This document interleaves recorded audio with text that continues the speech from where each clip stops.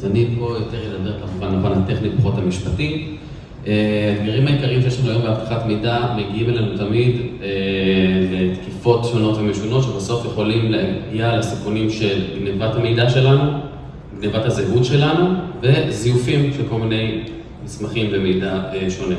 כדי להתמודד עם הדברים האלה אנחנו צריכים בראש ובראשונה להשתמש באמצעים דיגיטליים מתאימים לכל איום, להבין מה האיום הקיים ולתקוף אותו בעצם בפתרון המתאים.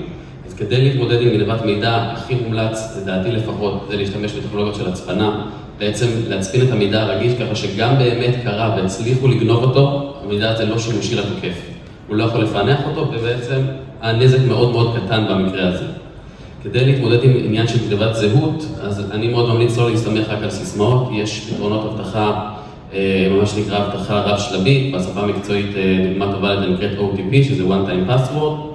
פשוט סיסמה שאתם מקבלים ב-SMS או באפליקציה ייעודית, רובכם מכירים את זה מבנקים, חברות פיתוח, וככה גם אם הגיע פורץ שהצליח לגנוב לנו את הפרטים, לגנוב את הסיסמה, הוא לא יכול להיכנס בשמנו לאן שהוא רוצה להיכנס, כי חסר לו עוד נדבך של סיסמה נוספת.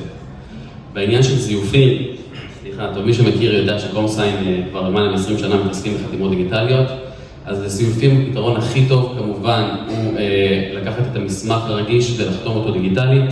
אנחנו כמובן מציעים גם את החתימה המאושרת שכולכם מכירים, אבל בנוסף גם חתימה מאובטחת בזיהוי מרחוק וכל מיני פתרונות לפי הצורך שלכם, וברגע שאתם משתמשים במסמך דיגיטלי ואתם חותמים אותו בפתרון המתאים, אתם למעשה מקבלים את הפתרון הטוב ביותר לזיופים, כי לא ניתן פרקטית לזייף את המסמך הזה. אנחנו יודעים בוודאות מי הבן אדם שאישר אותו, ושהמסמך לא שונה מרגע החתימה.